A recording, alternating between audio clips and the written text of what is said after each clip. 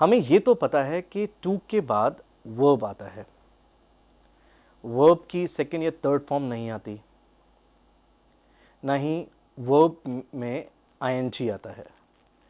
पर क्या आपको पता है इंग्लिश में कुछ ऐसे सेंटेंसेस हैं जिसमें टू के बाद वर्ब में आईएनजी भी लगाया जाता है, जिसमें सबसे पहला सेंटेंस है I am used to it. I am used to it. अब इसको आप इस तरीके से समझ लीजिए कि टू के बाद इट है, जेरेंट आएगा यहाँ पर। तो जहाँ पर भी नॉन एक्शन आता है तो वर्ब को जब नॉन एक्शन में या नॉन वर्ब में कन्वर्ट करते हैं तो उस वर्ब में आईएनजी लगा दी जाती है। कोई भी ऐसी चीज़ जिसके आप आदी हो गए हैं, जो लोगों को करने में दिक्कत आती है पर आपको करने में इसलिए प्रॉब्लम नहीं आती because you have been doing it for long, तब बोला था I am used to it. कुछ एग्जाम्पल्स देख लेते हैं।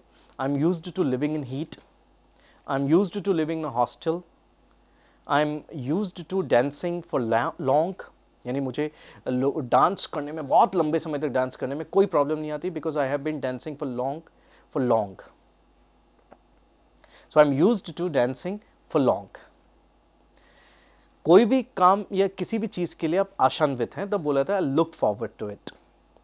जैसे कि मैंने कोई लेटर लिखा और मैं चाहता हूँ कि सामने व्यक्ति पॉजिटिव रिस्पॉन्स दे, तो I look forward to positive response. यहीं पर अगर आप वर्ब लगाएंगे तो आपको आईएनजी लगाना पड़ेगा।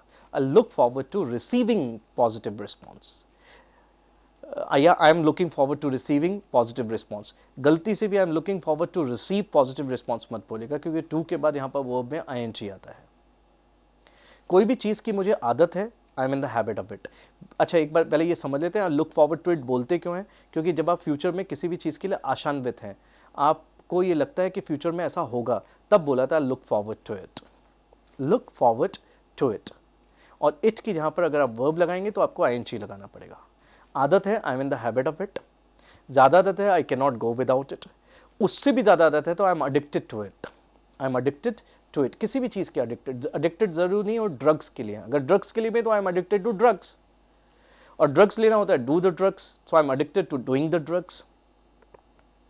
आई am addicted to attending the parties, I am addicted to consuming liquor, I am addicted to smoking. और एडिक्टेड अगर आप बहुत ज़्यादा हो जाए, मतलब आदत इतनी ज़्यादा हो जाए कि अब आपने ज़िंदगी अपनी उस चीज़ के लिए सौंप दी है, तो I am given to it. I am given to it. जब आप ये कहते हैं कि शराब को ये नहीं पीता, शराब इसको पीती है, तब बोला था he is given to consuming liquor, या he is given to liquor. पर क्योंकि यहाँ पर वर्ब लगा रहे हैं तो आपको आईएनजी लगाना पड़ेगा, इसलिए आपने कहा he is given to consuming liquor.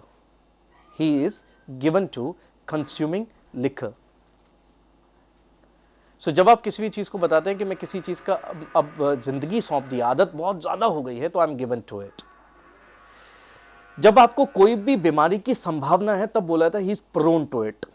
जैसे अगर आप किसी को कहते हैं इसको आइसक्रीम मत खिलाना, he is prone to catching cold. हालांकि यहाँ पर टू के बाद एक्शन भी लगा सकते हैं, यानी आईएनजी लगाने की ज़रूरत नहीं है, पर आप लगाएंगे तो दैट विल बी बेटर।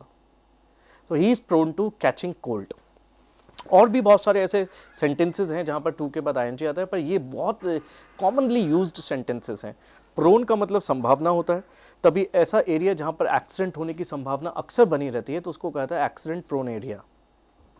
और जब आप ये कहें कि आप इसको ठंडी जगह पर मत लेके जाना, he is prone to catching a fever, या he is prone to catching a cold. So prone to के बाद भी एक्शन में आईएनजी लगाया था, वर्ब में आईएनजी लगाया था। तो ये कुछ sentence I am used to it.